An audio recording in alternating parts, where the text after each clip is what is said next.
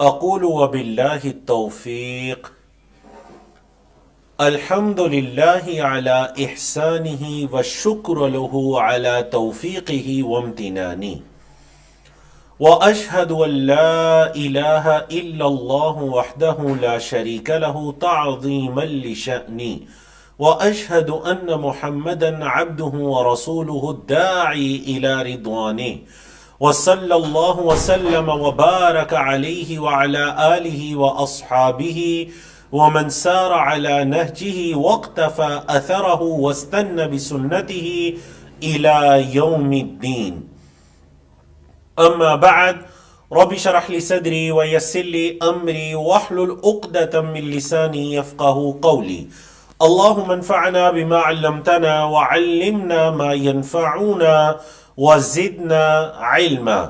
اللہ رب العزت کی توفیق سے ہمارا کورس یا ایہا الذین آمنو، جس میں ہم قرآن مجید کی ان 89 آیات کا مطالعہ کر رہے ہیں جن آیات کی ابتدا میں مجھے اور آپ کو مخاطب کیا گیا ہے یا ایہا الذین آمنو کے الفاظ کے ساتھ ہم ہر آیت کا لفظی اور سلیس ترجمہ پڑھتے ہیں، اس آیت کے ٹاپک اور موضوع کو جانتے ہیں کہ کس سے متعلقہ ہے، اس آیت کے اندر موجود احکام و مسائل کو جانتے ہیں اور موجودہ دور کے لحاظ سے اس کے کیا احکام و مسائل ہیں جو اس دور پر بھی پورے اترتے ہیں یا ہمیں اس دور پر بھی یعنی اس دور کے اندر بھی اس آیت کریمہ کے ان پہلوؤں پر عمل کرنے کی ضرورت ہے۔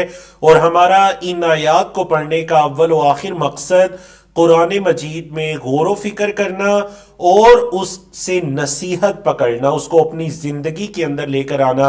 اور یاد رکھیے گا یہی قرآن مجید کے نزول کا مقصد ہے۔ ایک ہے قرآن مجید کی فضیلت اور ایک ہے قرآن مجید کے نزول کا مقصد۔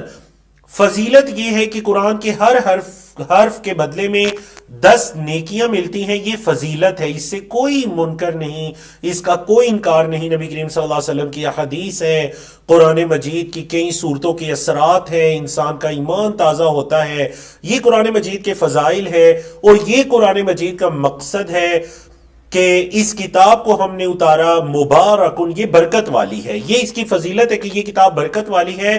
اتارا کیوں؟ فعل مضارع سے پہلے لام آیا، لام تعلیل کہتے ہیں۔ علت کیا ہے اتارنے کی؟ وجہ کیا ہے؟ لیدبروا آیاتہ، تاکہ وہ اس قرآن کی آیات میں تدبر کریں، غور و فکر کریں۔ اور یاد رکھیے گا غور و فکر کس طرح ہوگا؟ غور و فکر تب ہوگا جب آپ ان آیات کو سمجھیں گے، سیکھیں گے۔ آپ سے اگر کوئی کہے کہ آپ اس معاملے کے اندر غور و فکر کریں تو آپ کہیں گے پہلے مجھے معاملہ تو بتائیں، مجھے کوئی بات سمجھ آئے گی تو میں غور و فکر کروں گا۔ تو قرآن میں تدبر غور و فکر کا مطلب ہے کہ قرآن کو سمجھیے، قرآن کو سیکھیے، پھر اس میں غور و فکر کیجیے۔ یہ آپ کے ایمان کو تازہ کرنے والی کتاب ہے۔ پھر کیا کرنا ہے؟ وَلِيَتَذَكَّرَ أُولُو الْأَلْبَابِ، اور پھر جو عقلوں والے ہیں وہ اس قرآن کے ذریعے سے نصیحت حاصل کرتے ہیں۔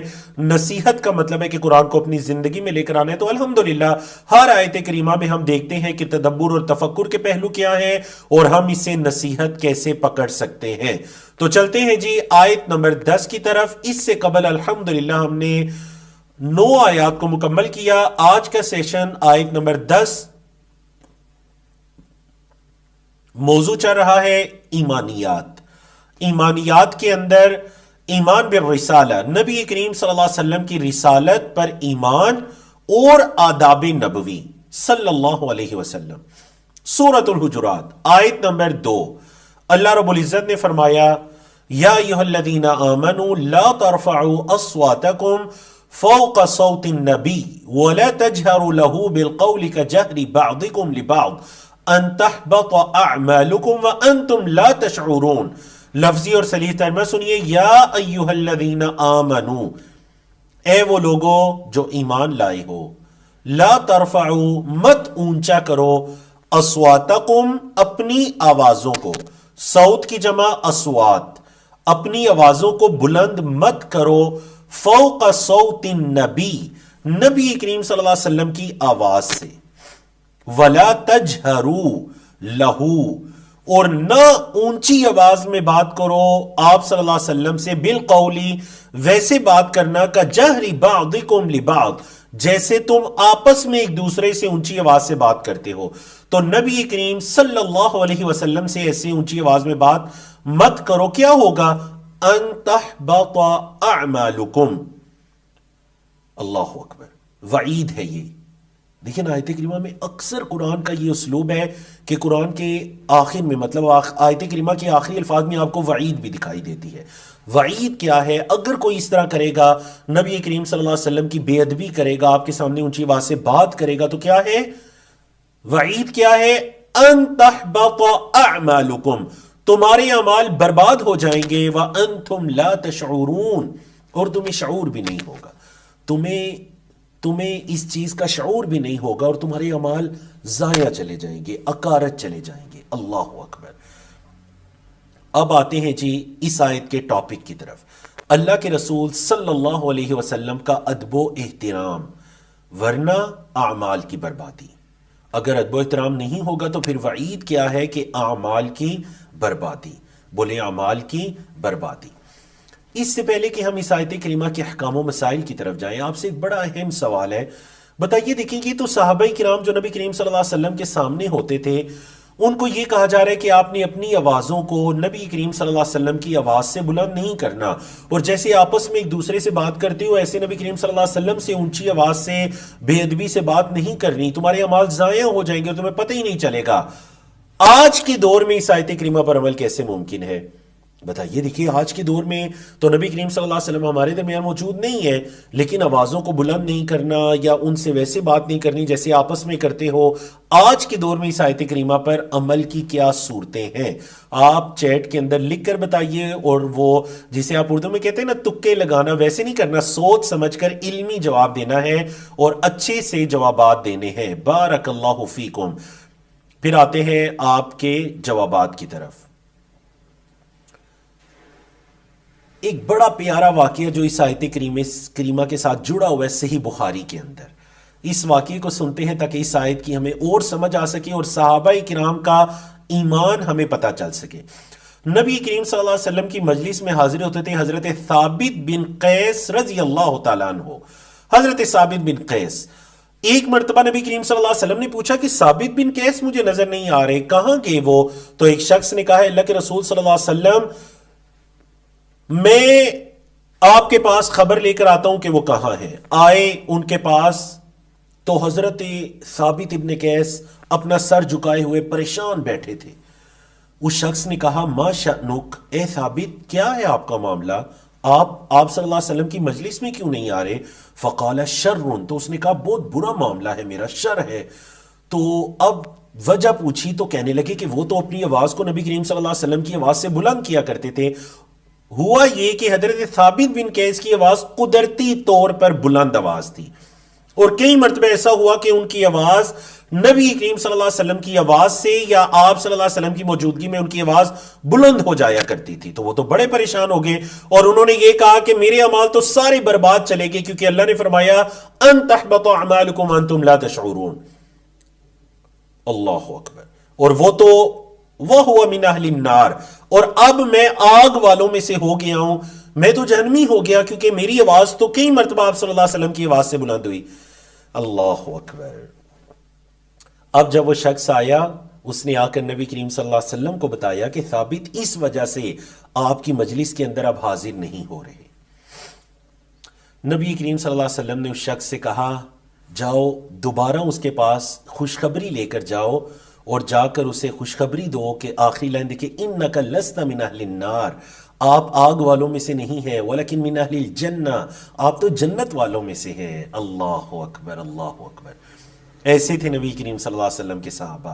آیات پر ان کا عمل کرنے کا کتنا حرص ہوتا تھا، کیونکہ اصل میں وہ واقعتاً سمجھا کرتے تھے کہ یہ ایمان والوں کو کہا جا رہا ہے. ہم تو یہ سمجھتے ہیں بچپن سے بڑھاپے تک زندگی گزر جاتی ہے، نہ کبھی قرآن کو سیکھا، نہ سوچا، نہ سمجھا، نہ اس کے ذریعے نصیحت، نہ عمل حاصل کرنے کی کوشش. صحابہ کرام تو ایک ایک آیت کے بارے میں اس کا مخاطب اپنے آپ کو سمجھا کرتے تھے. اللہ اکبر. تو یہ ثابت ابن قیس کا واقعہ ہے جو اس آیت کریمہ سے جڑا ہے. صحیح بخاری کی ہی حدیث کے نبی کریم صلی اللہ علیہ وسلم نے فرمایا کہ بعض اوقات ایک بندہ ایک کلمہ، ایک لفظ اللہ کی خوشنودی کا بولتا ہے، رضوان کا بولتا ہے، اسے اس چیز کی پرواہ نہیں ہوتی کہ وہ کیا بول رہے ہیں، اللہ رب العزت اس ایک لفظ کی وجہ سے اس کے درجات کو بلند کر دیتا ہے۔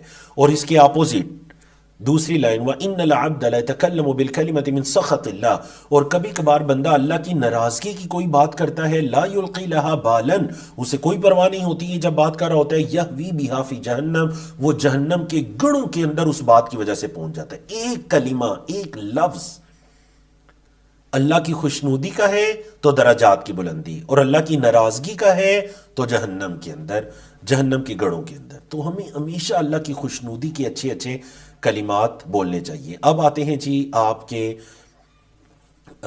کے جوابات کی طرف۔ ماشاءاللہ ماشاءاللہ، ایک جواب یہ آیا، بڑا پیارا جواب آیا، کہہ رہے ہیں کہ جب ہم نبی کریم صلی اللہ علیہ وسلم کی احادیث پڑھیں تو مکمل ادب و احترام کے ساتھ حدیث پڑھیں۔ بالکل پرفیکٹ آنسر ہے جی، ماشاءاللہ کہ احادیث کو بھی پڑھتے ہوئے ہمیں ہر طرح کا جو ادب و احترام ہے اس کو ملحوظ خاطر رکھنا چاہیے۔ ایک بڑا پیارا جواب آیا کہ مسجد نبوی کے اندر شور و غل نہیں کرنا چاہیے، ماشاءاللہ یہ بھی بہت پیارا جواب ہے۔ اور آپ کو پتہ ہے حضرت جو امام مالک رحمہ اللہ ہیں، جو امام دار الہجرہ ہیں، امام المدینہ ہے، امام مالک ابن انس، وہ مسجد نبوی کے اندر بڑی آہستہ آواز میں بات کیا کرتے تھے اور کہا کرتے تھے، یہاں اللہ کے رسول صلی اللہ علیہ وسلم کی قبر مبارک ہے، میں یہ نہیں چاہتا کہ میری آواز مسجد نبوی کے اندر زیادہ بلند ہو۔ اور ماشاءاللہ تیسرا جواب جو بڑا پیارا جواب آیا کہ آپ صلی اللہ علیہ وسلم کی سنتوں پر، آپ کی حدیث پر عمل کرنا چاہیے، ان سے آگے نہیں بڑھنا چاہیے۔ ماشاءاللہ یہ سارے ہی جوابات بہت پیارے ہیں جی، 50 کے قریب لوگوں کی طرف سے جوابات موصول ہوا۔ اللہ آپ سب کو جزائے خیر عطا کرے، بارک اللہ فیکم۔ جی چلتے ہیں آیت نمبر 10 کے بعد آیت نمبر 11 کی طرف۔ بڑی ہی پیاری آیت کریمہ سورۃ الاحزاب کی آیت 56، آیت 56۔ اللہ رب العزت نے فرمایا، ان اللہ وملائکتہ یصلون علی النبی یا ایہا الذین آمنوا صلوا علیہ وسلموا تسلیما۔ ترجمہ سنتے ہیں، ان اللہ وملائکتہ یصلون علی النبی، ان اللہ بے شک اللہ، وملائکتہ اور اس کے فرشتے، بے شک اللہ اور اس کے فرشتے، یصلون علی النبی نبی کریم صلی اللہ علیہ وسلم پر درود بھیجتے ہیں۔ بے شک اللہ اور اس کے فرشتے نبی کریم صلی اللہ علیہ وسلم پر درود بھیجتے ہیں۔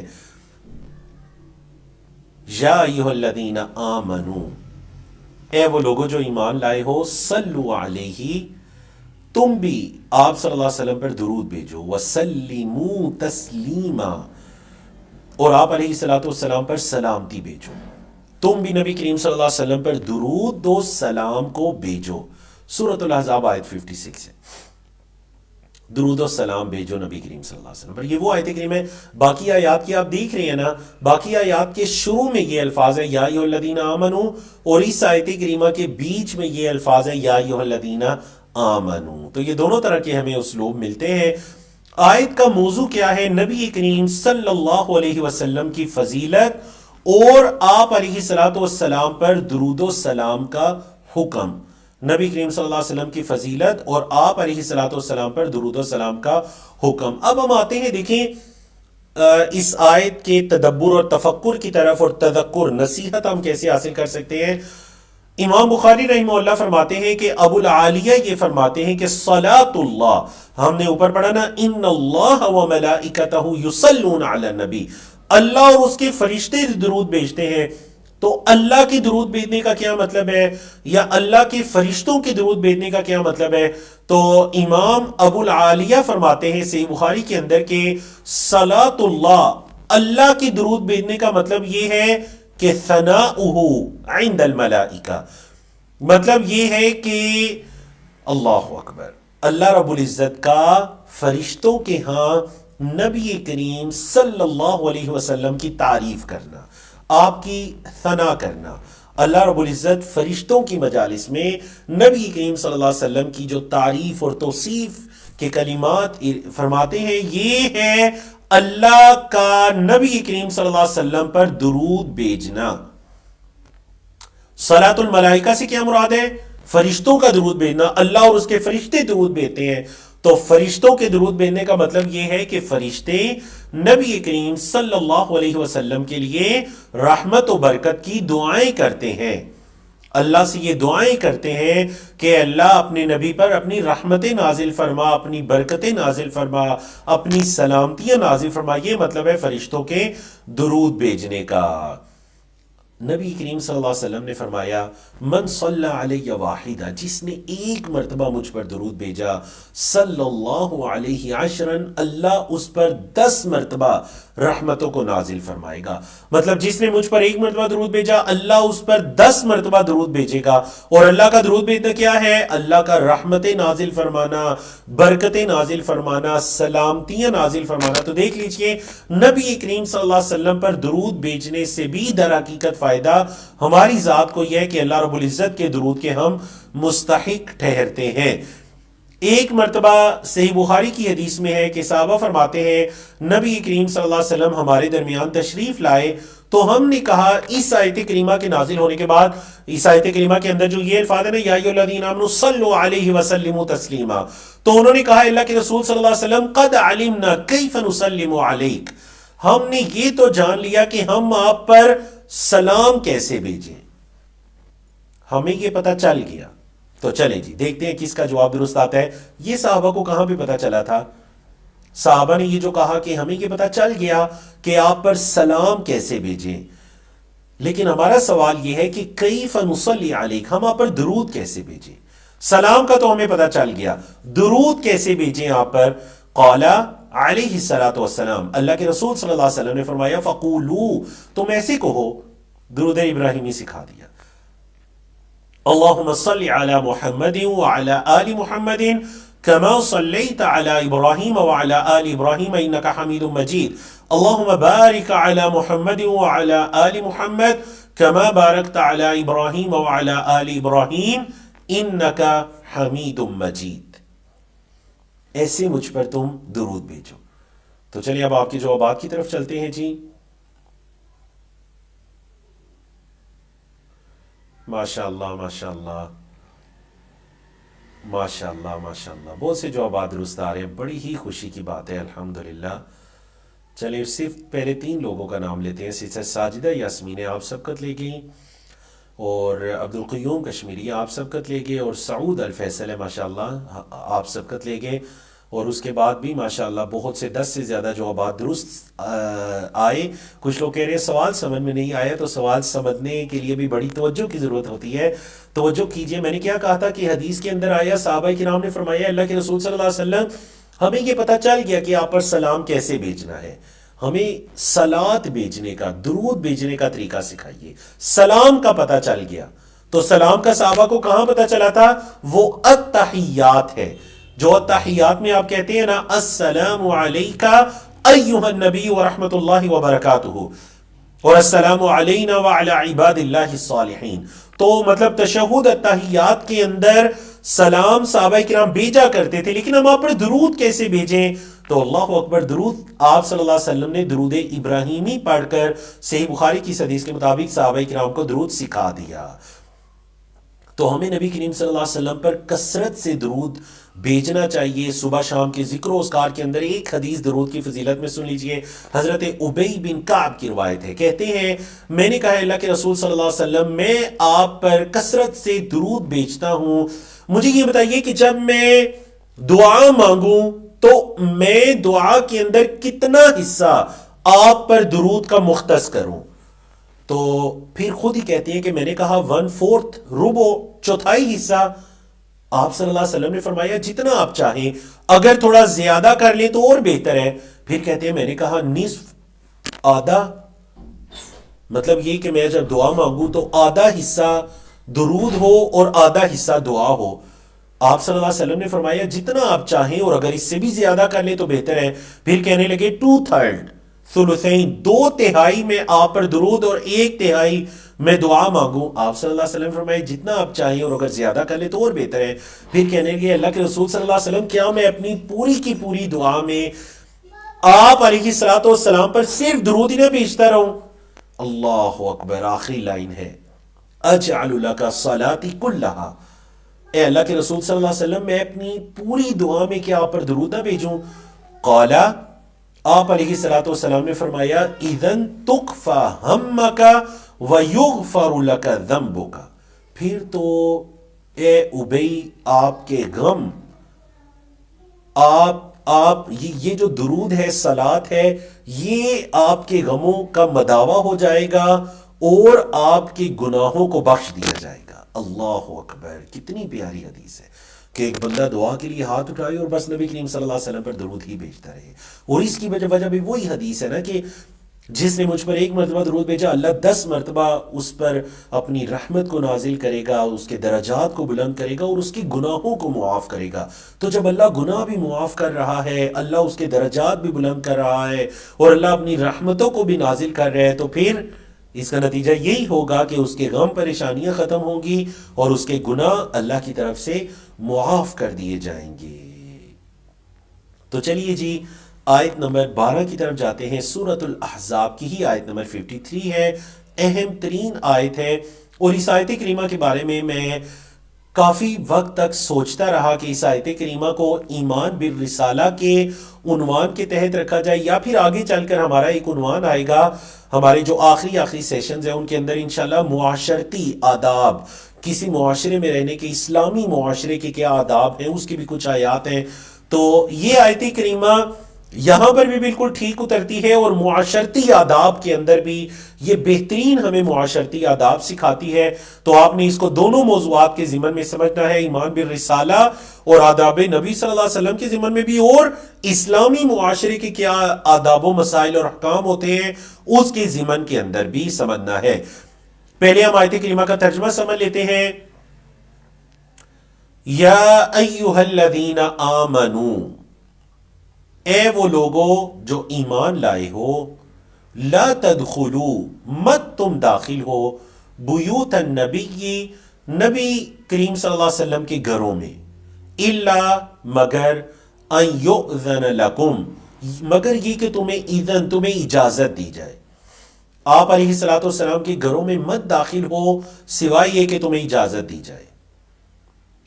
کس کی طرف اجازت دی جائے؟ الی طعام، اس کھانے کی طرف، لیکن وہاں بھی شرط ہے غیر ناظرین اناء، تم اس کے برتن نہ دیکھ رہے ہو، ولیکن، اور لیکن، برتن نہ دیکھ رہے ہو اس کی تفسیر ہم آگے کرتے ہیں، یہاں پر آپ ترجمہ سمجھیے، ولیکن، اور لیکن، اذا دعیتم، جب تمہیں دعوت دی جائے، فادخلوا، تو داخل ہو جاؤ، وَإِذَا طَعِمْتُمْ، اور جب تم کھانا کھا لو، فَانْتَشِرُوا، تو پھر تم پھیل جاؤ، پھر تم نکل کر پھیل جاؤ، وَلَا مُسْتَأْنِسِينَ لِحَدِيثٍ، تم باتوں کے اندر ہی مشغول نہ ہو جاؤ، باتوں کے اندر ہی تم مصروف نہ ہو جاؤ۔ کیا ہے تمہارے اس رویے سے؟ کیا ہے؟ إِنَّ ذَلِكُمْ كَانَ يُؤْذِي النَّبِيَّ، تمہارا یہ جو رویہ ہے یہ نبی کریم صلی اللہ علیہ وسلم کو تکلیف دے رہا تھا، اذیت دے رہا تھا۔ فَيَسْتَحْيِي مِنْكُمْ، نبی کریم صلی اللہ علیہ وسلم تم سے حیا کر رہے تھے۔ وَاللَّهُ لَا يَسْتَحْيِي مِنَ الْحَقِّ، اور اللہ حق سے حیا نہیں کرتا۔ وَإِذَا سَأَلْتُمُوهُنَّ مَتَاعًا، اور جب تم سوال کرو ان سے کھانے کا، فَاسْأَلُوهُنَّ، تو تم ان سے سوال کرو، مِنْ وَرَاءِ حِجَاب، پردے کے پیچھے سے۔ جب تم ان سے سوال کرو، متاعن کا مطلب ہے کسی ساز و سامان کا کوئی چیز مانگ رہے ہو، مطلب کھانے پینے کی یا ضروریات زندگی کی کوئی ضرورت کی چیز اگر تم ان سے مانگ رہے ہو ازواج مطہرات سے، تو پھر کیسے مانگنا ہے؟ پردے کے پیچھے سے مانگنا ہے۔ ذَلِكُمْ أَطْهَرُ لِقُلُوبِكُمْ وَقُلُوبِهِنَّ، یہ زیادہ پاکیزگی کا باعث ہے تمہارے دلوں کے لیے اور ان کے دلوں کے لیے، یہ تمہارے اور ان کے دلوں کے لیے زیادہ طہارت کا باعث ہے۔ وَمَا كَانَ لَكُمْ، اور نہیں ہے تمہیں، أَن تُؤْذُوا رَسُولَ اللَّهِ، کہ تم اللہ کے رسول صلی اللہ علیہ وسلم کو اذیت دو، تکلیف دو، تمہیں یہ زیب نہیں دیتا۔ وَلَا أَن تَنْكِحُوا أَزْوَاجَهُ مِن بَعْدِهِ أَبَدًا، اور نہ ہی یہ کہ تم نبی کریم صلی اللہ علیہ وسلم کی ازواج سے نکاح کرو، من بعدہ، آپ علیہ الصلوۃ والسلام کے بعد، ابدا، کبھی بھی۔ یہ بھی تمہیں زیب نہیں دیتا کہ تم نبی کریم صلی اللہ علیہ وسلم کے بعد آپ کی ازواج سے نکاح کرو. ان ذالکم کان عند اللہ عظیما، بے شک یہ اللہ کے ہاں بہت بڑی بات ہے. آیت کریمہ کا ترجمہ آپ نے سماعت فرمایا. امید ہے کہ ترجمہ انشاءاللہ لفظی بھی اور سلیس ترجمہ بھی آپ کے لیے واضح ہوگا. آیت کریمہ کے موضوع کی طرف چلتے ہیں. اس آیت کریمہ کو کہتے ہیں جی آیت حجاب. آپ کو پتہ ہے نا قرآن مجید کی کئی آیات کے نام ہیں. چلے چیٹ کے اندر کسی آیت کریمہ کا نام بتائیے. قرآن کی بہت سی ایسی آیات ہیں جن کے نام ہمیں تفاسیر کے اندر یا حدیث کے اندر ملتے ہیں. کچھ کے حدیث کے اندر، کچھ کے تفاسیر کے اندر. جو اہل اسلام کے علماء ہیں، فقہاء ہیں، ان کی طرف سے یہ نام رکھے گئے. کچھ کے نام ہمیں حدیث میں ملتے ہیں، کچھ کے نام ہمیں تفاسیر میں ملتے ہیں. تو بہت سی آیات ہیں جن کے اندر. تو یہ جو آیت کریمہ ہے آپ کی سورۃ الاحزاب کی، یہ جو آیت کریمہ ہے 53، اس کا نام ہے آیت الحجاب. حجاب کی آیت ہے. اور یہ واقعہ ہے، یہ آیت کریمہ کب نازل ہوئی؟ جب نبی کریم صلی اللہ علیہ وسلم کی عقد میں آئی زینب بنت جحش، ان کے نکاح کے موقع پر یہ آیات نازل ہوئیں. آپ صلی اللہ علیہ وسلم کے آداب ہیں، کسی کے گھر جا کر کھانے کے آداب و مسائل ہیں، پردے کا حکم ہے، اور ازواج سے متعلق احکام و مسائل ہیں. ماشاءاللہ ماشاءاللہ، آپ میں سے 65 لوگوں کی طرف سے جوابات موصول ہوئے. ماشاءاللہ 70 پلس ہو گئے. اللہ آپ سب کو اجر عظیم عطا کرے. ماشاءاللہ جو جوابات آئے میں انہیں پڑھ دیتا ہوں. آیت وضو، بالکل سورۃ المائدہ کی ابتدا کے اندر ہے آیت وضو. آیت الدین، بالکل سورۃ البقرہ کے اندر ہے آیت الدین. آیت الکرسی، ماشاءاللہ بالکل آیت الکرسی ہے. آیت الربا، بالکل آیت ربا بھی ہے. آیت التیمم، بالکل آیت تیمم بھی ہے. آیت الوضو بھی ہے، آیت تیمم بھی ہے. آیت البر، ولیکن البر من آمن، اس کو آیت البر کہتے ہیں. بالکل ماشاءاللہ. اللہ اکبر اللہ اکبر، بڑے ہی پیارے جوابات آئے ماشاءاللہ. آیت المباہلہ، بالکل یہ بھی ٹھیک ہے، آیت مباہلہ. مزید میں وہ جوابات تلاش کر رہا ہوں کہ جو ابھی جن کا تذکرہ میں نے نہ کیا ہو. آیت المیراث، بالکل ماشاءاللہ وراثت کی آیت. یوصیکم اللہ فی اولادکم للذکر مثل حظ الانثیین، بالکل ماشاءاللہ.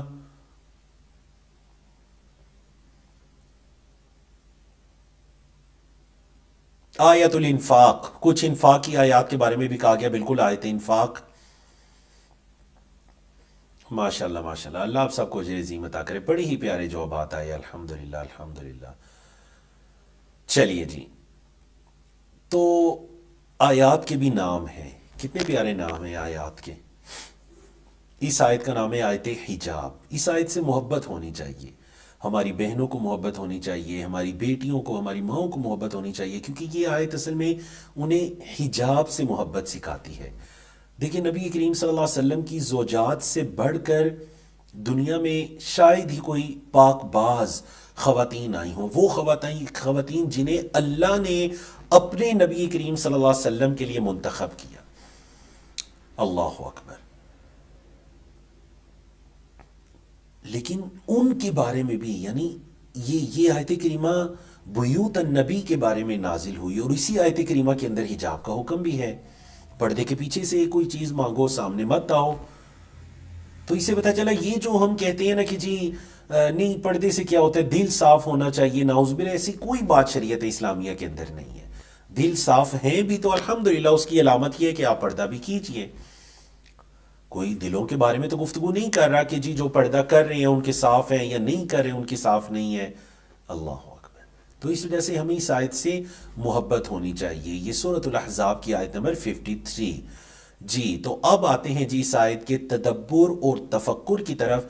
کیونکہ آیت کریمہ لمبی تھی تو اس کو ہم نے مختلف حصوں کے اندر تقسیم کر لیا. اچھا، سورۃ نور کی جو آیت کریمہ ہے نا 27 نمبر آیت، اس میں گھروں کے داخلے کے آداب ہیں. اس میں وہ آگے چل کر ہم پڑھیں گے انشاءاللہ. یا ایھا الذین آمنوا لا تدخلوا بیوتا غیر بیوتکم، اے وہ لوگوں جو ایمان لائے ہو، تم ان گھروں میں، اپنے گھروں کے علاوہ جو گھر ہیں دوسروں کے، ان میں داخل نہ ہو بغیر اجازت کے. تو پہلی شرط امام سعدی رحمہ اللہ کے نزدیک گھروں میں داخلے کی پہلی شرط یہ ہے جو اس آیت کریمہ میں ذکر ہوئی ہے کہ الا ان یؤذن لکم الی طعام، تمہیں کوئی اگر دعوت وغیرہ ہے یا اجازت ہے تو پھر گھر میں داخل ہو، ورنہ تم مت ہو۔ یہ پہلی شرط ہے گھروں میں داخلے کی۔ اور دوسری شرط کیا ہے؟ دوسری شرط جو اسی آیت کریمہ سے ہمیں پتہ چلتی ہے کہ وَلَكِنْ إِذَا دُعِيتُمْ فَادْخُلُوا، جب دعوت دی جائے تو داخل ہو جاؤ، دعوت کو قبول کرو۔ حدیث کے اندر آیا ہے کہ مسلمان پر جو حقوق ہیں ان میں سے ایک حق یہ بھی ہے کہ جب وہ اسے دعوت دے تو اس کی دعوت قبول کرے۔ تو جب تمہیں دعوت دی جائے تو داخل ہو جاؤ، اور جب تم کھانا کھا لو فَانْتَشِرُوا، تو پھر نکل کر زمین میں پھیل جاؤ۔ فَانْتَشِرُوا کا مطلب ہے کہ تم وہاں سے اٹھو اور دائیں بائیں ہو جاؤ، جو ضروریات ہے باقی وہ پوری کرو، تم یہاں سے اپنا یہ اجتماع ختم کر دو، اٹھ جاؤ۔ تو دوسری شرط کیا ہے کہ کھانا کھانے کے بعد فوراً اجازت لو۔ اللہ اکبر، کتنے پیارے معاشرتی آداب اور احکام و مسائل بتائے جا رہے ہیں۔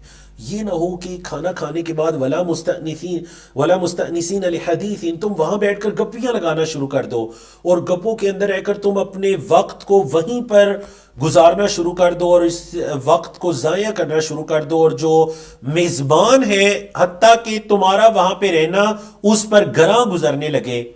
یعنی ایک تو نبی کریم صلی اللہ علیہ وسلم کا ادب و احترام ہے نا، دوسرا ایک معاشرتی ادب بھی بتایا جا رہا ہے۔ دعوت ملے تو قبول کرو، اور جب کھانا وغیرہ کھا لو تو اجازت لو۔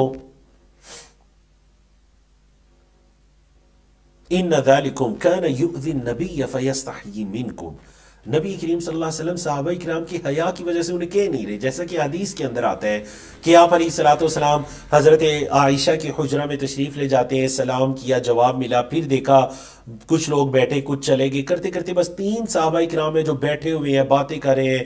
نبی کریم صلی اللہ علیہ وسلم دوسرے حجرے میں تشریف لے گئے، تیسرے میں لے گئے، چوتھے میں لے گئے، اور یہ بیٹھے ہوئے ہیں۔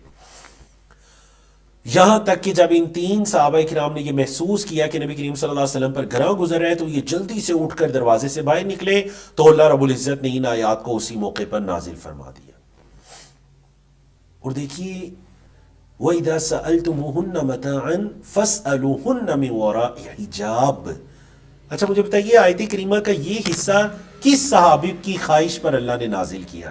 کس صحابی کی خواہش تھی جو یہ خواہش رکھتے تھے کہ اے نبی کریم صلی اللہ علیہ وسلم آپ کی زوجات وہ امہات المؤمنین ہیں، وہ مکرمات اور طیبات ہیں تمام مومن عورتوں کے اندر، اور ان کو یہ خصوصیت حاصل ہونی چاہیے کہ ہر کوئی منہ اٹھا کر ان کے حجروں کے اندر یا آپ کے گھر کے اندر داخل نہ ہو، بلکہ اگر کسی کو کوئی ضرورت ہے تو وہ پردے کے پیچھے سے سوال کرے اور پردہ کبھی بھی مت اٹھائے۔ آیت حجاب ہے، فَسَأَلُوهُنَّ مِنْ وَرَاءِ حِجَاب، اور یہ ہے ازواج کے بارے میں، امہات کے بارے میں، لیکن پھر تمام مومن عورتوں کے بارے میں کہ اگر کسی جگہ کوئی مومن عورت ہے تو کوئی بھی اس طرح ایک دم سے اس کے پاس نہ چلا جائے، بلکہ پردے کے پیچھے سے سوال کرے اگر اسے کوئی ضرورت بھی ہے۔ ماشاءاللہ جوابات درست آ رہے ہیں۔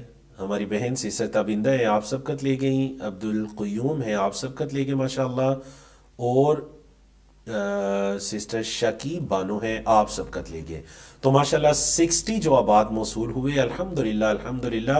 اور میں دیکھ رہا ہوں کہ سارے ہی جوابات ٹھیک ہے، کوئی مجھے ان میں سے ایسا جواب نہیں میرا جو صحیح نہ ہو۔ حضرت عمر رضی اللہ تعالیٰ عنہ، حضرت عمر رضی اللہ تعالیٰ عنہ کی یہ خواہش تھی، حضرت عمر کی یہ خواہش تھی کہ نبی کریم صلی اللہ علیہ وسلم کی زوجات کو یہ خصوصیت حاصل ہو کہ ہر مومن جسے نبی کریم صلی اللہ علیہ وسلم سے کوئی ضرورت ہے یا ازواج کے پاس اس کی کوئی ضرورت ہے، کوئی چیز لینی ہے آپ صلی اللہ علیہ وسلم کے گھر سے، وہ دم نہ داخل ہو جائے، پردے کے پیچھے سے سوال کرے۔ اللہ رب العزت نے قرآن مجید کے اندر اس موقع پر یہ حکم بھی نازل فرما دیا، اور ساتھ یہ بھی بتا دیا کہ ذالکم اطہر لقلوبکم وقلوبہن، یہ تمہارے اور ان کے دلوں کے لیے زیادہ طہارت کا باعث ہے۔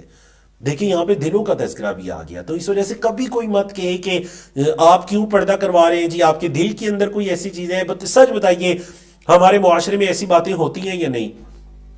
اگر ہماری کوئی بیٹی، ہماری کوئی بہن کسی فیملی کے اندر پردہ کرنے کا سوچ لی تو بعض اوقات اس کے لیے وبال جان بن جاتا ہے، تانے کا ملنا اور باتیں سننی۔ اللہ اکبر، کئی ایسے واقعات ہم سنتے ہیں۔ تو یاد رکھیے گا یہ آیت کریمہ سنایا کریں، ذالکم اطہر لقلوبکم وقلوبہن، تمہارے اور ان کے دلوں کے لیے یہ زیادہ پاکیزگی کا باعث ہے کہ تم حجاب کے پیچھے سے ان سے کوئی چیز مانگنی ہے تو مانگو۔ اللہ اکبر۔ اور یقیناً یہی وقت ہوتا ہے استقامت کا۔ اللہ رب العزت ہماری مسلم ماؤں، بیٹیوں، بہنوں کو استقامت عطا کرے کہ وہ شریعت کے ان احکام و مسائل پر عمل کر سکیں۔ اب دیکھیں آیت کریمہ کا آخر کہ تمہیں یہ زیب نہیں دیتا کہ تم نبی کریم صلی اللہ علیہ وسلم کو تکلیف پہنچاؤ، اذیت پہنچاؤ، نہ یہ زیب دیتا ہے کہ تم ایسے اپنے کسی بھی رویے کے ذریعے آپ صلی اللہ علیہ وسلم کو تکلیف پہنچاؤ کہ آپ صلی اللہ علیہ وسلم پریشان ہو جائیں، تمہیں کہہ بھی نہ سکیں کہ اب اٹھ کر جاؤ، کھانا کھا چکے ہو، اور آپ علیہ صلاۃ والسلام اس پریشانی میں کبھی ایک حجرے میں جائیں، کبھی دوسرے میں جائیں، کبھی تیسرے میں جائیں اور تمہیں دیکھیں، لیکن اس کے باوجود وہ تمہیں کہہ نہیں پا رہے، تو تم اس طرح اللہ کے رسول صلی اللہ علیہ وسلم کو اذیت مت دو، نمبر ایک۔ اور نمبر دو، دوسری اذیت کہ تم نبی کریم صلی اللہ علیہ وسلم کے بعد بھی، آپ علیہ الصلوۃ والسلام کی وفات کے بعد بھی تم ان کی زوجات سے نکاح کرو یا یہ رغبت رکھو۔ اور دوسری جگہ اس بارے میں وجہ بھی بتا دی گئی، کیا وجہ ہے؟ کیونکہ وہ امہات ہیں، امہات المؤمنین ہیں، تمام مومنوں کی ماؤں کا درجہ رکھتی ہیں، تو ان سے اس وجہ سے بھی نکاح درست نہیں ہے۔ اور دوسری جو وجہ بیان کی علماء کرام نے وہ یہ کہ جو ازواج ہیں، ازواج مطہرات، وہ دنیا میں بھی اور آخرت میں بھی نبی کریم صلی اللہ علیہ وسلم کی ازواج ہیں، اس وجہ سے تمہیں یہ زیب نہیں دیتا کہ تم نبی کریم صلی اللہ علیہ وسلم کی زوجات سے نکاح کرو یا یہ خواہش بھی اپنے دل کے اندر رکھو۔ یہ مسلمانوں پر حرام ہے۔ آپ علیہ الصلوۃ والسلام کی کسی زوجہ محترمہ نے آپ کے بعد نہ اس خواہش کا اظہار کیا، نہ کسی صحابی نے اس خواہش کا اظہار کیا، اور نہ ہی یہ جائز تھا۔ فرمایا ان ذالکم کان عند اللہ عظیما، یہ اللہ کے یہاں بہت بڑی بات ہے۔ تو دیکھ لیجئے اللہ کے رسول صلی اللہ علیہ وسلم کے مقام و مرتبے اور آپ کے بارے میں جو بات ہوئی، اللہ کے ہاں یہ بہت بڑی بات ہے۔ تو کیوں؟ وجہ یہ ہے کہ یہ جس ذات اور جس شخصیت کے بارے میں ہے اس کا مقام و مرتبہ اللہ کے ہاں بہت بلند ہے، تو اس سے جڑی ہر چیز اللہ کے ہاں بہت بڑی ہے۔ تو الحمدللہ اس آیت کریمہ کو ہم نے مکمل کیا۔ چلتے ہیں جی ایمان بالرسالہ اور آداب نبوی کے ٹاپک میں، آیت نمبر 13 کی طرف۔ سورۃ الاحزاب کی ہی آیت 69 ہے۔ اللہ رب العزت نے فرمایا یا ایہا الذین آمنو، اے وہ لوگوں جو ایمان لائے ہو، لا تکونوا کالذین آذوا موسیٰ فبرأہ اللہ مما قالوا، نہ تم ہو جاؤ، لا تکونو، نہ تم ہو جاؤ کالذین، ان لوگوں کی طرح جنہوں نے آذوا موسیٰ، موسیٰ علیہ السلام کو تکلیف دی۔ اے ایمان والو تم ویسے مت ہو جاؤ، جن لوگوں نے موسیٰ علیہ السلام کو تکلیف دی تم ان کی طرح مت ہو جاؤ۔ تو کیا ہوا؟ موسیٰ علیہ السلام کو جب انہوں نے تکلیف دی، فبرأہ اللہ مما قالوا، اللہ نے موسیٰ علیہ السلام کو اس سے بری کر دیا جو انہوں نے کہا۔ وَكَانَ عِندَ اللَّهِ وَجِيهًا، اور وہ اللہ کے ہاں بڑے قدر و منزلت والے تھے، اللہ کے ہاں بڑے پسندیدہ تھے وہ۔ تو آیت کریمہ کا ترجمہ آپ نے سنا، لفظی ترجمہ سنا آپ نے، اور جو اس کا اصطلاحی ترجمہ ہے آپ نے وہ سنا۔ اب اس آیت کریمہ کے ٹاپک کی طرف چلتے ہیں، نبی کریم صلی اللہ علیہ وسلم اور حضرت موسیٰ علیہ السلام کا مقام و مرتبہ۔ نبی کریم صلی اللہ علیہ وسلم اور حضرت موسیٰ علیہ السلام کا مقام و مرتبہ۔ یہاں پر بھی آپ سے ایک سوال کر لیا جائے۔ چلیں جی، سوال کے لیے تیار ہو جائیں، جواب دینے کے لیے تیار ہو جائیں۔ پہلے 3 درست جواب دینے والوں کے ناموں کا انتخاب ہوگا۔ دیکھتے ہیں آپ لوگ کتنے ایکٹیو بیٹھے ہوئے ہیں۔ سوال یہ ہے کہ جب ہم نبی کریم صلی اللہ علیہ وسلم کا نام نامی اسم گرامی لیتے ہیں یا سنتے ہیں تو ہم 2 دعائیں دیتے ہیں، صلی اللہ، اللہ کا درود ہو۔ جی غالباً انٹرنیٹ کی پرابلم ہے، ہم اپنی کلاس کی ابتدا کرتے ہیں کچھ لمحات میں۔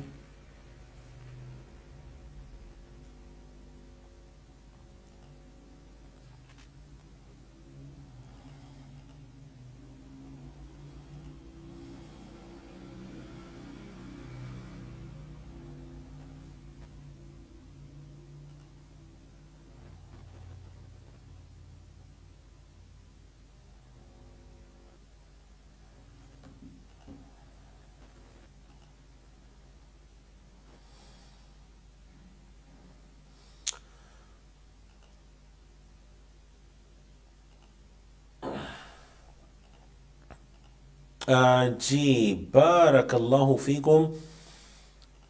غالباً انٹرنیٹ کی کسی پرابلم کی وجہ سے کچھ لمحات کے لیے میرا جو انٹرنیٹ کنیکشن تھا وہ تھوڑا سلو ہو گیا.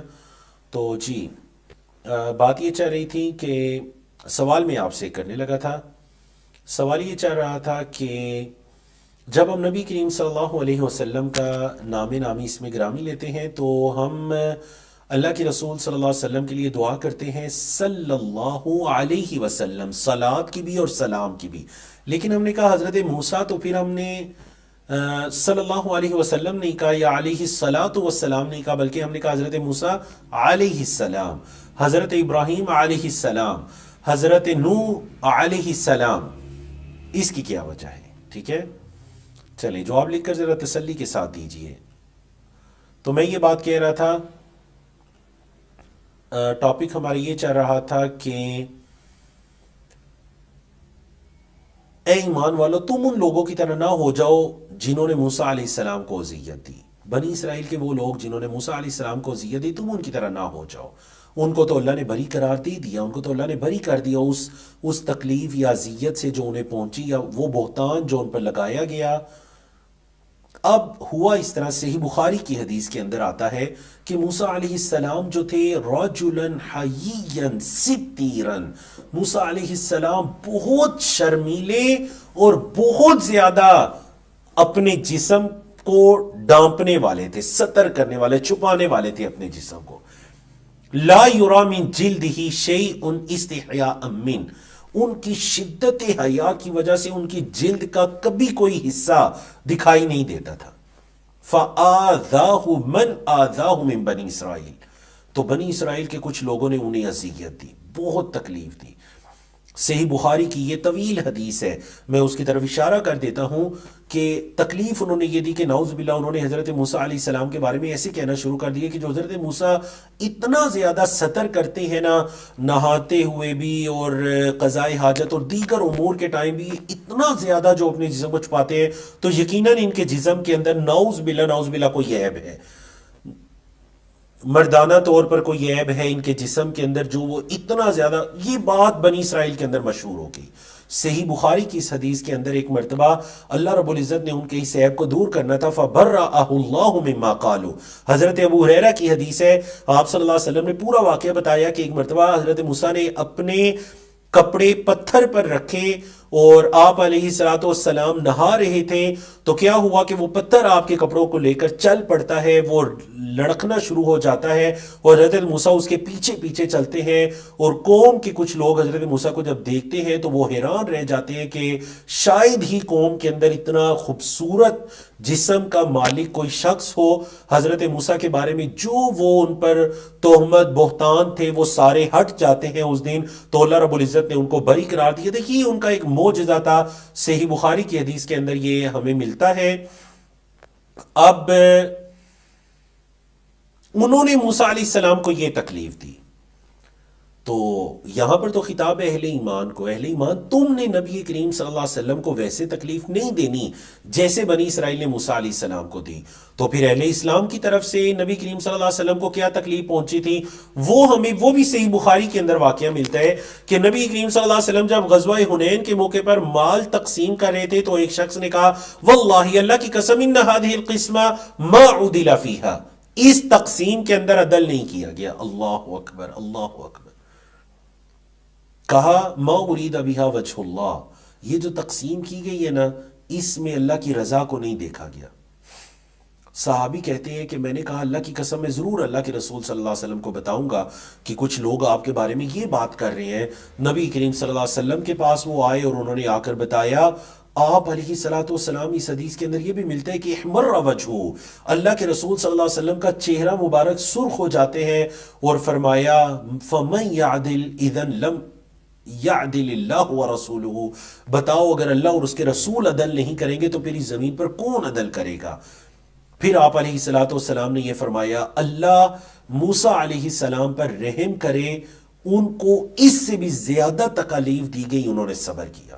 تو گویا کہ نبی کریم صلی اللہ علیہ وسلم بھی صبر کرتے ہیں. دیکھیے آپ علیہ الصلوۃ والسلام کو یہ کہا جا رہا ہے عدل سے کام لیجئے، عدل کیجئے، اعدل. ایک صحابی آئے، انہوں نے کہا اعدل. اللہ اکبر، اللہ اکبر. کچھ لوگ آئے، انہوں نے کہا یہ جو تقسیم مال کیا گیا نا، اس سے اللہ کی رضا مقصود نہیں ہے، اس سے عدل مقصود نہیں ہے، عدل نہیں کیا گیا. نعوذ باللہ من ذالک، نعوذ باللہ. آپ علیہ الصلوۃ والسلام نے فرمایا اللہ موسیٰ پر رحم کرے، اس کو اس سے زیادہ زیادتی کی. اور پھر اس موقع پر یہ آیت کریمہ نازل ہوئی کہ تم ان لوگوں کی طرح نہ ہو جاؤ جنہوں نے موسیٰ علیہ السلام کو تکلیف دی، اللہ نے ان کو بری کر دیا کیونکہ وہ اللہ کے ہاں بڑے مقام و مرتبہ والے تھے. اب ہم آتے ہیں جی اپنے سوال کی طرف کہ نبی کریم صلی اللہ علیہ وسلم کا جب ہم نامی اس میں گرامی لیتے ہیں تو ہم کہتے ہیں دو دعائیں دیتے ہیں، صلی اللہ علیہ وسلم، صلاۃ و سلام کی دعائیں دیتے ہیں، اور جب باقی انبیاء رسول کا نام لیتے ہیں تو پھر ہم ان کے لیے علیہ السلام کہتے ہیں. درست جوابات. سسٹر درے شاہوار، ماشاءاللہ سب سے پہلے آپ کا جواب درست آیا.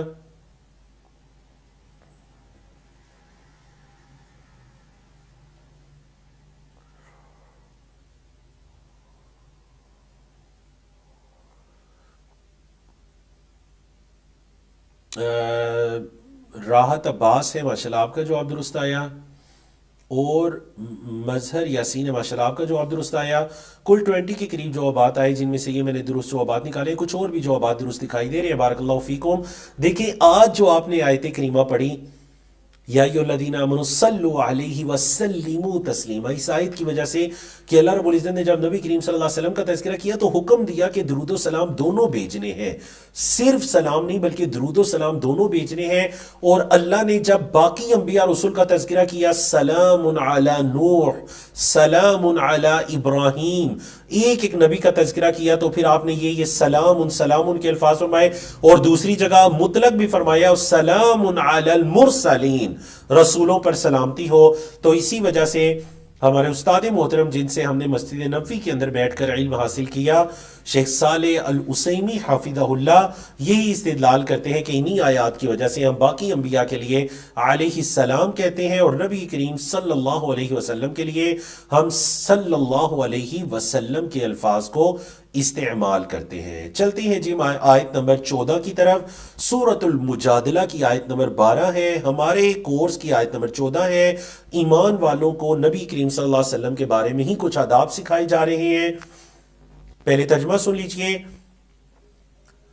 یا ایھا الذین آمنوا، اے وہ لوگوں جو ایمان لائے ہو، اذا ناجیتم الرسول، جب تم اللہ کے رسول صلی اللہ علیہ وسلم سے سرگوشی کرو، آپ صلی اللہ علیہ وسلم سے سرگوشی کرو، فقدموا بین یدی نجواکم صدقہ، تو تم اپنی سرگوشی سے پہلے کچھ صدقہ دے لو. ذالکم خیر لکم واطہر، یہ تمہارے لیے زیادہ بہتر اور زیادہ پاکی کا باعث ہے. فإن لم تجدوا فإن اللہ غفور الرحیم، اگر تم نہ پاؤ تو بے شک اللہ معاف کرنے والا رحم کرنے والا ہے. اگر تمہیں صدقہ نہیں ملا تو پھر اللہ معاف کرنے والا رحم کرنے والا ہے. لیکن اگر صدقہ ہے کچھ دینے کے لیے تو آپ صلی اللہ علیہ وسلم کے ساتھ کچھ سرگوشی میں کہنے سے پہلے صدقہ دے لو. آیت کا موضوع نبی کریم صلی اللہ علیہ وسلم سے سرگوشی یا رازگوئی کے آداب بتائے جا رہے ہیں، اور یہ بھی بتایا جا رہا ہے کہ جو صدقہ ہے یہ باعث خیر و طہارت ہے. آتے ہیں جن آیات کے تدبر اور تفکر کی طرف. تو یاد رکھیے گا سورۃ المجادلہ کی آیت نمبر 12 یہ منسوخ ہو چکی ہے، اس آیت کا حکم منسوخ ہو چکا ہے اسی سورت مبارکہ کی آیت نمبر 13 کے ساتھ.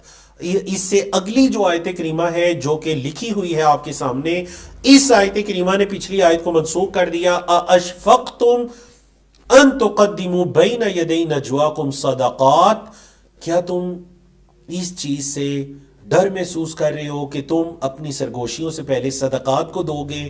اگر تم نہ کر سکو تو اللہ رب العزت نے تمہاری توبہ کو قبول کیا، پھر نماز کو قائم کرو، زکوٰۃ کو ادا کرو، اور اللہ اور اس کے رسول کی اطاعت کرو، اور اللہ خوب خبر رکھتا ہے جو تم عمل کرتے ہو. تو اس آیت کریمہ سے یہ حکم معاف ہو گیا کہ فَإِذْ لَمْ تَفْعَلُوا وَتَابَ اللَّهُ عَلَيْكُمْ. وجہ کیا بنی کہ آپ علیہ الصلوۃ والسلام سے اگر سرگوشی کرنا چاہتے ہو تو کرو، لیکن پہلے کچھ صدقہ دے دو.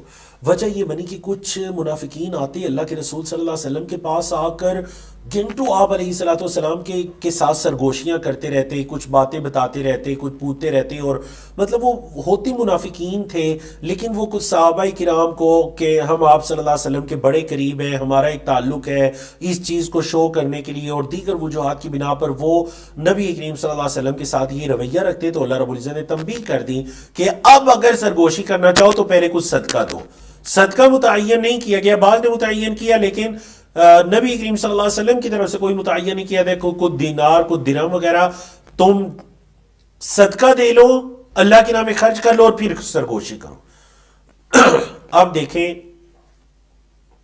یہ جو امام ابن کثیر رحمہ اللہ کے مطابق اس آیت کریمہ پر حضرت علی بن ابی طالب رضی اللہ تعالیٰ عنہ نے عمل کیا۔ یہ آیت زیادہ دیر نہیں رہی بلکہ اس آیت کے حکم کو منسوخ کر دیا گیا۔ تو حضرت علی رضی اللہ تعالیٰ عنہ نے منسوخ کرنے سے پہلے اس آیت کریمہ پر عمل کر لیا تھا کہ انہوں نے نبی کریم صلی اللہ علیہ وسلم سے کچھ سرگوشی کرنی تھی، تو آپ نے حضرت علی نے پہلے صدقہ دیا اللہ کے نام میں کچھ، پھر آپ علیہ الصلوۃ والسلام سے سرگوشی کی۔ تو پھر آیت نمبر 13 کے ساتھ اس حکم کو منسوخ کر دیا گیا۔ چلتے ہیں جی ہم آیت نمبر 15 کی طرف۔ آیت نمبر 15 بھی تقریباً اس سے ملتی جلتی ہے، سورۃ المائدہ کی آیت نمبر 101 ہے۔ پہلے ترجمہ سنتے ہیں پھر ہم موضوع کی طرف آتے ہیں۔ یا ایھا الذین آمنوا، اے وہ لوگوں جو ایمان لائے ہو، لا تسألوا عن اشیاء، تم مت سوال کرو ان چیزوں کے بارے میں، ان تبد لکم، اگر واضح کر دی جائیں تمہارے لیے، تسؤکم، تو تمہیں بری لگے گی۔ ان چیزوں کے بارے میں سوال مت کرو، اگر یہ تمہارے لیے واضح کر دی گئیں تو تمہیں بری لگیں گی۔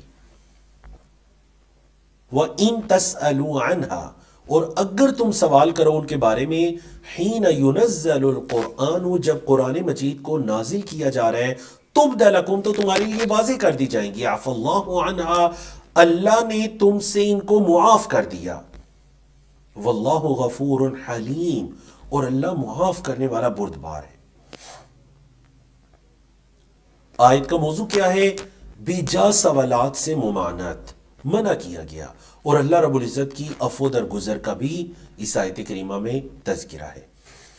اب ہوا اس طرح کہ اللہ کے رسول صلی اللہ علیہ وسلم نے ایک مرتبہ جب خطبہ ارشاد فرمایا تو آپ علیہ الصلوۃ والسلام نے یہ فرمایا کہ لو تعلمون ما علموا، اگر تم وہ جان لو جو میں جانتا ہوں، اگر تمہیں وہ پتہ چل جائے نا تو تم ہنسنا کم کر دو گے اور رونا زیادہ کر دو گے، اگر تمہیں وہ پتہ چل جائے جو مجھے پتہ ہے۔ جب آپ علیہ الصلوۃ والسلام نے یہ فرمایا تو ایک صحابی اور اٹھے اور انہوں نے اٹھ کر کہا، اللہ کے رسول صلی اللہ علیہ وسلم، میرے والد کون ہیں؟ کچھ لوگوں نے اپنے والدین کے بارے میں سوال کیا، کچھ لوگوں نے جنت اور جہنم کے بارے میں سوالات پوچھنا شروع کر دیے کہ میرا والد جنت میں ہے یا جہنم میں ہے۔ آپ علیہ الصلوۃ والسلام اللہ کے حکم سے، اللہ کی وحی سے ان کو جوابات دے رہے تھے۔ اور ایک واقعہ یہ بھی ملتا ہے کہ وہ جو صحابی آئے انہوں نے بار بار حج کے بارے میں پوچھا کہ افی کل عام یا رسول اللہ، اے اللہ کے رسول صلی اللہ علیہ وسلم، کیا حج ہم نے ہر سال میں کرنا ہے؟ نبی کریم صلی اللہ علیہ وسلم بار بار اعراض کر رہے ہیں اور وہ بار بار یہ پوچھ رہے ہیں کہ کیا جو ہم پر حج فرض ہے کیا ہم نے ہر سال کرنا ہے؟ نبی کریم صلی اللہ علیہ وسلم نے فرمایا، اگر میں یہ کہہ دیتا ہاں ہر سال کرنا ہے تو ہر سال تم پر فرض ہو جاتا اور پھر تم حج کرنے کی استطاعت نہ رکھتے ہر سال۔ تو فرمایا جس چیز سے میں روکوں رک جاؤ، اور جتنا میں حکم دوں اپنی استطاعت کے مطابق اس پر عمل کیا کرو۔ تو کچھ ایسے سوالات ہوتے ہیں نا جو فرضی سوالات ہوتے ہیں۔ آج بھی کچھ لوگ علماء کرام سے آ کر انتہائی لا یعنی قسم کے سوالات پوچھتے ہیں، یا انہیں جہاں جیسے موقع ملے وہ کچھ سوالات پوچھتے ہیں۔ اور یاد رکھیے گا، باقاعدہ فتوے کے اور علم کے آداب کے اندر یہ چیز سکھائی جاتی ہے کہ ہر سوال جواب دینے کے لیے نہیں ہوتا۔ بولے ہر سوال جواب دینے کے لیے نہیں ہوتا۔ کچھ لوگوں کا رویہ یہ بھی ہوتا ہے کہ وہ آپ کے علم کو چیک کرنا چاہتے ہیں، کچھ لوگوں کا رویہ یہ بھی ہوتا ہے کہ وہ فرضی قسم کے اگر ایسے ہو جائے تو پھر کیا حکم ہے، اس سے پوچھئے کہ ایسا ہوا کبھی نہیں، اگر ایسے ہو جائے تو ٹھیک ہے انہیں بتائیے، جب ہو گیا تو پھر ہم دیکھیں گے۔ صحابہ کرام تو اس چیز کو ناپسند کیا کرتے تھے کہ اگر کوئی فرضی سوال پوچھے گا۔ کوئی آ کر اگر یہ کہے گا نا اگر ایسا ہوا، حضرت عمر رضی اللہ تعالیٰ عنہ کے بارے میں آتے ہیں وہ شدید ناپسند کیا کرتے تھے، کہا کرتے تھے اٹھو اور جب ایسا ہوا پھر آ کر ہمیں بتانا، ہم اس کا حل تلاش کریں گے۔ جب ایک مسئلہ پیش ہی نہیں آیا تو اس کا سوال کیوں پوچھا جا رہا ہے؟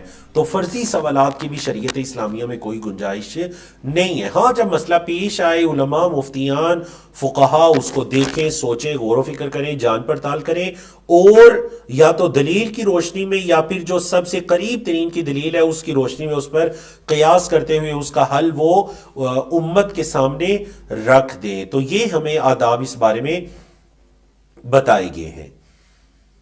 اب جو ہمارا ایک سلسلہ الحمدللہ ایمانیات کا چل رہا ہے، تو یاد رکھیے گا ایمانیات کے اندر ہی یہ بھی ہے کہ اللہ کے لیے محبت کی جائے اور اللہ کے لیے نفرت رکھی جائے۔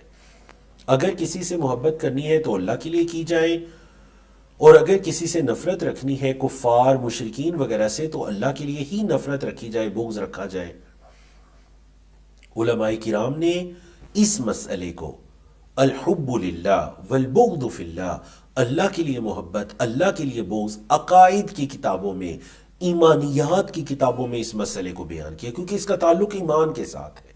تو الحمدللہ یہ سلسلہ اب ہمارا چلے گا، اور یہ آیات تقریباً ہماری ملتی جلتی ہیں۔ آیت نمبر 16 سے لے کر آیت نمبر 22 تک کی آیات کا موضوع بالکل ایک جیسا ہے، اور وہ مشرکین، یہود، کفار وغیرہ سے دوستی رکھنے سے یا ان سے ولایت رکھنے سے ہمیں منع کیا گیا ہے، ہمیں روکا گیا ہے، اور اس کی حکمتیں بتائی گئی ہیں کہ کیوں ان سے دوستی رکھنا، یاری رکھنا یا ان سے قربتیں رکھنا شریعت اسلامیہ کے اندر منع آیا ہے۔